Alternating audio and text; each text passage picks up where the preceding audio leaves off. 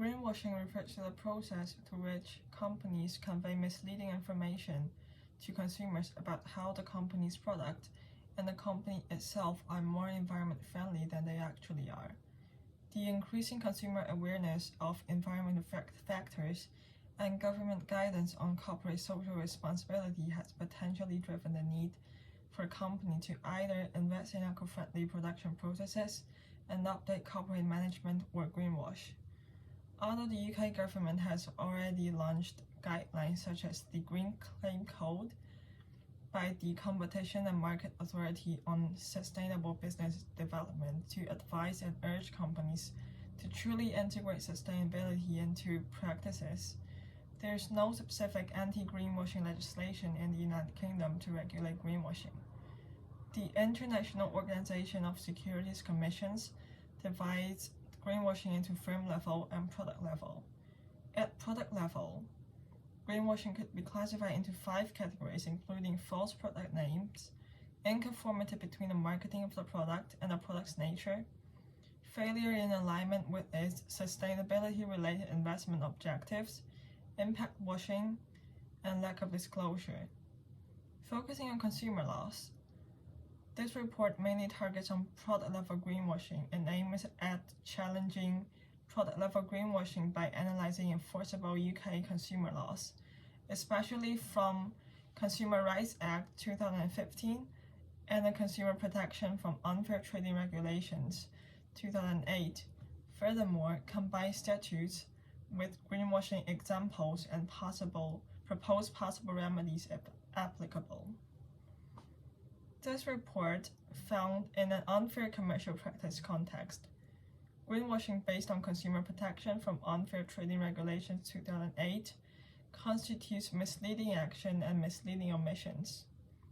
Types of greenwashing that are likely to become misleading actions include the use of false names, inconformity between the marketing of the product and the product's nature, and failure in alignment with sustainability-related investment objectives, while lack of disclosure is likely to become a misleading omission. False product name greenwashing happens when a product's name includes or uses sustainability, but its investment objects are not aligned with sustainable strategies. Though not all greenwashing related to the use of false names could be defined as misleading actions, according to the Consumer Protection from Unfair Trading Act, Section 5, Part 3, Paragraph A, under circumstances where a product creates confusion with competitors' trade names, this commercial behavior is misleading action thus unfair. However, in certain cases, though the commercial practice has used a misleading trademark, Section 5, Part 3 cannot be applied. For instance, the lawsuit against Windex product falsely used Greenlist logo, while the product in its natural state contains environmentally harmful chemicals. Though the CEO of Windex settles the company's greenwashing suits and agreed to stop using the Greenlist logo, this commercial practice did not confuse consumers with a similar trademark already taken by green competitors. Therefore, the accuse of misleading action is not applicable. Similar to false name-related greenwashing, the type of greenwashing which fails to align with sustainability-related investment objectives in certain cases could also be a misleading action. As the Unfair Trading Act Section 5, Part 3, Paragraph B states that the failure to comply with a commitment in a code of conduct that the trader has undertaken accomplishes a misleading action. In the case of client Earth's claim against Royal Dutch Shell, while Shell has taken part in net zero emission by 2050 in line with the Paris Agreement on climate change, according to client Earth's research result, between 2010 and 2018, Shell has only dedicated 1% long-term investment to low-carbon energy. However, to constitute a misleading action, the term fail to align with is vague. No specific figure or definition has been provided by the Unfair Trading Act to define the failure to align with their code of conduct. Therefore, in case of clients Earth against Shell, though has conducted greenwashing, Shell's commercial practice would not necessarily be defined as a misleading action. Aiming at persuading consumers to believe the commercial practice's exaggerated environmental influence, impact washing becomes a misleading action when the commercial practice, as defined by the Unfair Trading Regulation Section 5, Part 2, conveys untruthful information about the existence or nature of the product and is likely to cause the average consumer to make the transactional decision they would have not otherwise. A typical example of impact washing as misleading action could be Oatly & Oats advertisement. Oatly & Oats is a plant-based milk manufacturer. It has released a paid advertisement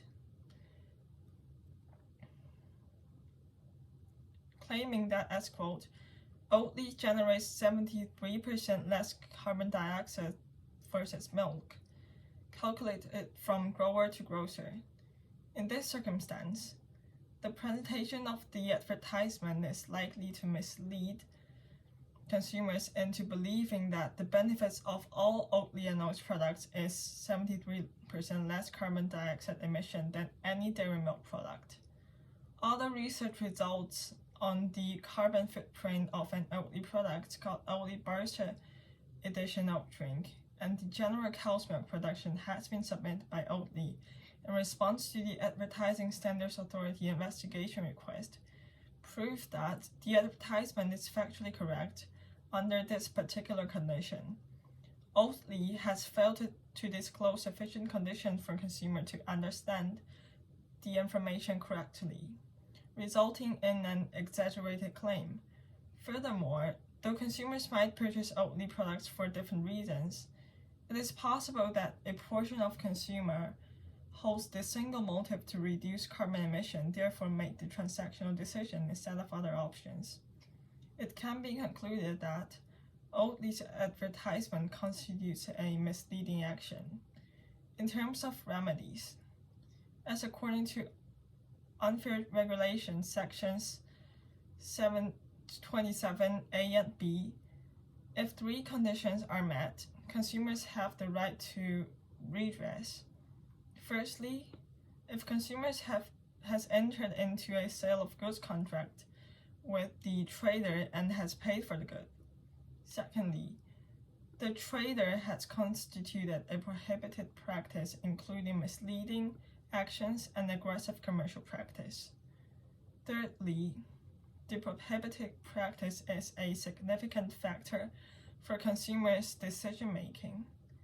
Meanwhile, according to Section 27I, consumers could claim for discount based on behavior of person engaged in this practice, impact of the practice, and timing of purchase. In Oatly's case, every consumer has a contract with Oatly by paying for its product. But for consumers whose decision has been heavily influenced by this advertisement, depending on the extent to which they have been affected, they can request discount ranging from 25% to 100% of the product, as long as the payable amount is under £5,000. Other than misleading actions, greenwashing as an unfair commercial practice can also become misleading omissions. A typical type of greenwashing in this circumstance is lack of disclosure. According to Unfair Trading Regulations Section 6, a commercial practice is a misleading omission if, in a factual context, it omits, hides, or provides unclear material information about the product. For instance, Marks & Spencer launched a collection of clothes claiming to have used recycled polyester, advertised as kinder to the planet. However, the volume of recycled synthetics used in this collection was not disclosed. Therefore, this campaign is a misleading omission as it has omitted its product material information. In this case, though the unfair regulation remedy is not applicable, Consumers could also use Consumer Protection Act to protect their rights against greenwashing by claiming defective products. As stated in Section 3, a defect in a good establishes if a person could not reasonably expect to foresee safety issues of the product. Meanwhile, in Section 7, liability cannot be excluded if the defect in a product has caused personal injury, death, or financial losses over £275. Thus, if the misleading omission has resulted in a personal injury, death, or economic loss of over £275 due to failure to provide sufficient material information, or inconformity between material information provided and the good's factual context, the supplier, producer, or importer is liable for compensation on the injured party, taking into consideration the extent to which the incident was caused by the defect. Nevertheless, similar to consumers' right to damages in the unfair trading regulation, defendant under defective product acquisition could defend themselves by claiming the defect in a good is attributable in compliance with governing regulations. They are not the supplier of the good. They did not provide the good for business use. Defect of the goods does not exist at the time of provision. Negligence due to limited knowledge of technology, or the constitution of a subsequent product beyond supplier's control.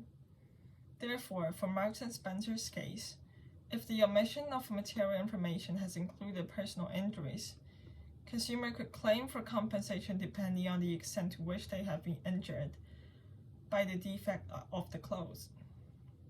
Lastly, as Consumer Rights Act 2015 Section 9 and Section 11 state, every contract to supply goods automatically includes the term to supply goods to be of satisfactory quality, taking into concern of any description of the goods, and goods will match the description. When greenwashing as a commercial practice provides consumer with goods that do not align with its own marketing claims, the company has breached the sale of goods contract, as its commercial practice has failed to provide consumers with goods to be of satisfactory quality and goods to be as described. In this circumstance, the CRA endows consumers' rights, including the short-term right to reject, the right to repair or replacement, and the right to a price reduction or the final right to reject, depending on the time of purchase and state of the product. In Section 22, consumer can reject the product and get a full refund within 30 days the consumer is able to use the goods. And after 30 days, according to Section 23, the consumer could claim for a repair or replacement of the product. And after one replacement or repair in Section 24, the consumer could still claim for price reduction, where the trader reduces an appropriate amount for the price of the product, or reject the product for the last time. An example could be the lawsuit between Hanscom and Reynolds Consumer Products. In this case, the claimant Hanscom claims on the defendant Reynolds product hefty recycling bags. Although the company claimed this product is recyclable, it is actually made of non-recyclable plastic.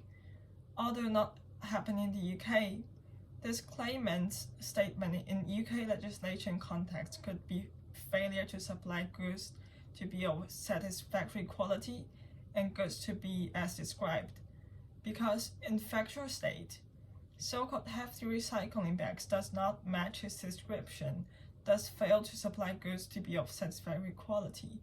Therefore, it constitutes a breach of the sale of goods contract. In terms of remedies, within 30 days of purchase, customers could reject and claim a full refund. Meanwhile, if the material used to produce this bag has induced personal injuries, consumers could also seek for compensation on their losses. However, considering the nature of the bag has already been determined from the moment it has been produced, it is unlikely that consumers in this circumstance could get a replacement product of satisfactory quality.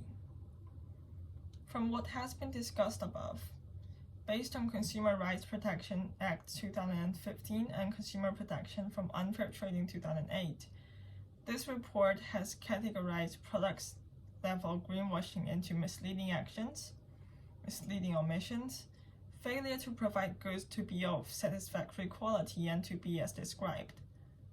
From Unfair Trading Protection, Consumer Protection Act and Consumer Rights Act 2015, depending on the extent to which consumers have been affected and the timing of purchase, possible remedies consumers could claim are compensation for personal injury or death and financial loss over £275, as well as refund, replacement, and price reduction of the good. Other research of this report shows that most types of greenwashing could be backed up with statutes and remedies. In certain cases, due to vagueness in existing legislation and lack of corresponding statutes, though constitutes greenwashing, consumers might not be able to identify and claim for remedies. In that case, to better protect consumers' rights and mitigate greenwashing in businesses, this report agrees that updates to UK consumer laws are required.